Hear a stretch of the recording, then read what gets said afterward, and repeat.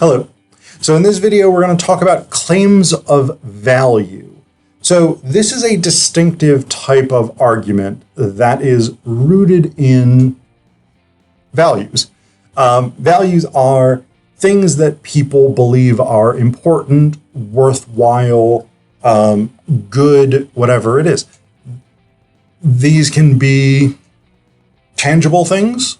You may value a pizza, a delicious, delicious pizza. You may value your safety blanket that you've had since you were a kid. You may value a stack of cash. Concrete things out in the world that you say, yes, that is important to me. I value that. But there's also obviously intangible values. You might really believe in honesty. You might believe in patriotism. You might believe in freedom. And these are generally fairly abstract things, but you may also value the memory of yourself and your grandpa fishing on a lake when you were a kid, or you may value the warm, fuzzy feeling you get when you make your beloved partner laugh, whatever it is. These sorts of things that may be a little more concrete, a little more specific, but are still non-tangible. They don't physically exist as such. So out of those values, those things that are important to us, we can make claims. And this involves judgment.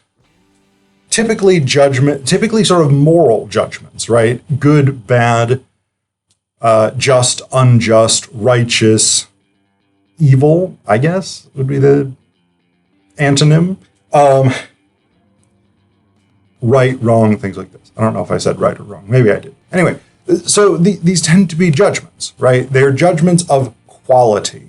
We assess something for its quality based on our values, based on the things that are important to us.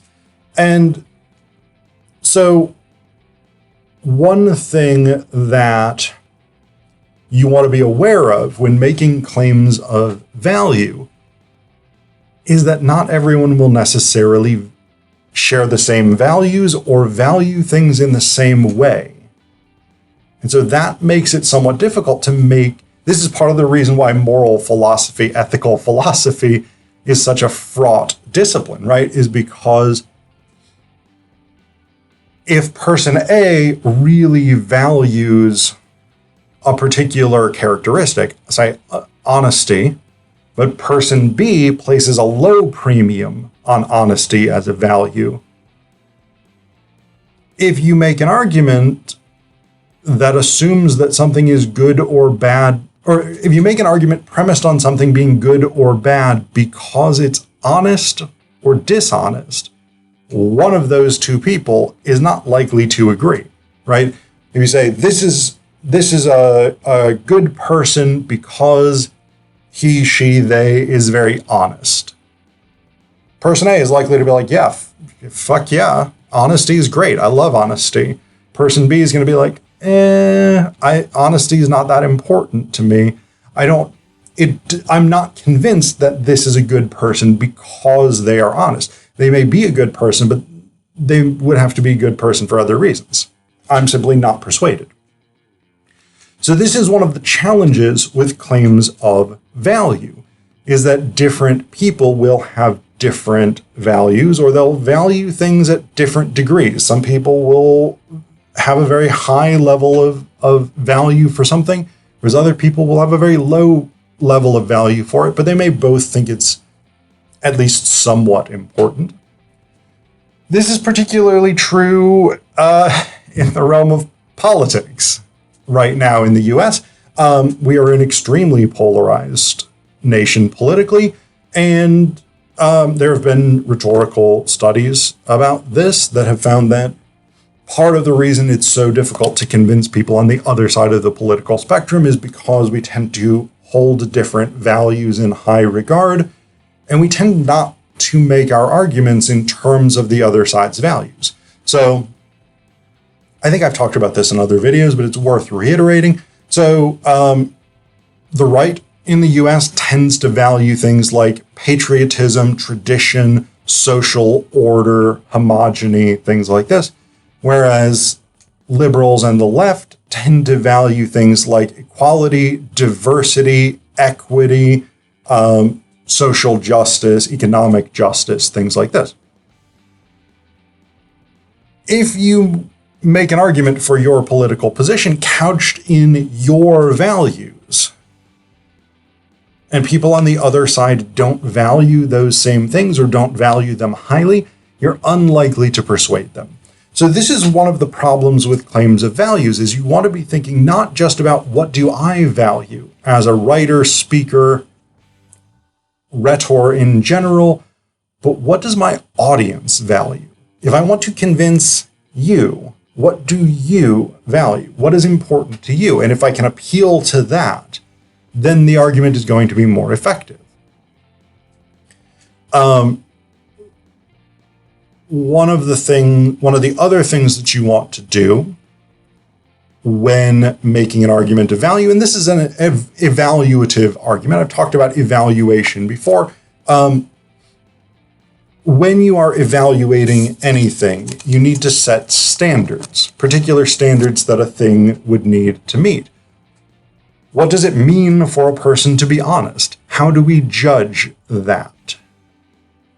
And then part of the argument for the quality or lack of quality of the subject would be this person has met those standards or has not met those standards, has failed to meet those standards. That's central to a claim of value. And there's different spheres that you can make claims of values out of. One is aesthetics, whether or not something is beautiful, which also involves defining what beauty might mean. Is this a good work of art, good movie, good literature, things like this? So when we read movie reviews, when we film reviews, when we read book reviews, when we read about art, art shows, individual art pieces, when we read reviews of music, when we take your intro to music class, your intro to visual arts class, whatever it is, all of these things, the sort of assessments of what is good or bad art really is central to this.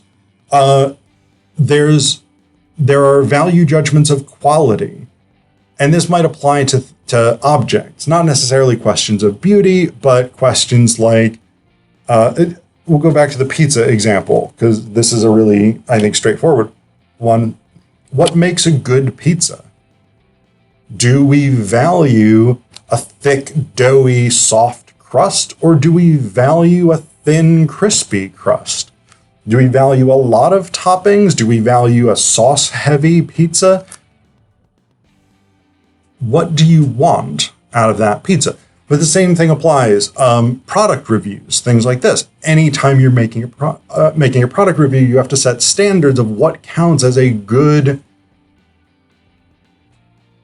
pair of shoes, or I don't even know what products people buy.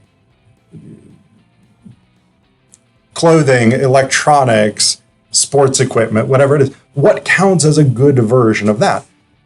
This involves establishing values. What do we value in that thing? What do we want out of it or think is important with it? And then there's moral claims. And this may very much be a tricky space because different people have different moral values. Now, if you are writing to, say, a very religious community, you may have a good sense of their moral values based on their religious beliefs. But if you're writing to a more general or mixed audience, there are certain things most people agree on. Murder is wrong, rape is wrong, theft is generally wrong, genocide is bad, etc., etc. But then there's other things that people will be very divided about whether or not it is moral or immoral. the acceptance of trans people. In the US right now, this is a big debate.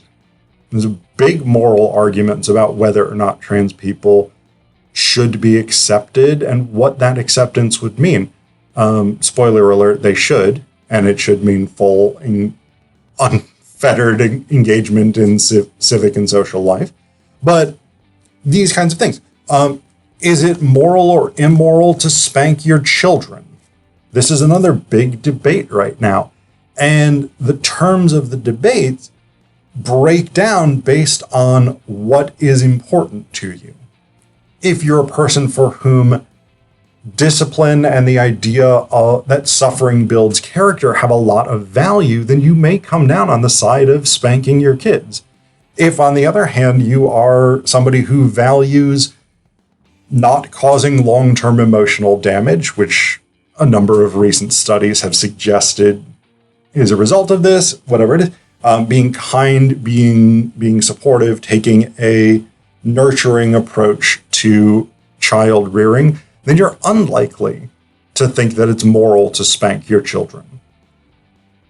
So these are the kinds of things that you have to navigate when you're making a claim of values. Is what sphere of values am I working in? And what values are my audience going to hold? What values do I hold? And how do I make an argument that's going to show why my values-based assessment, my values-based judgment should be trusted by the audience?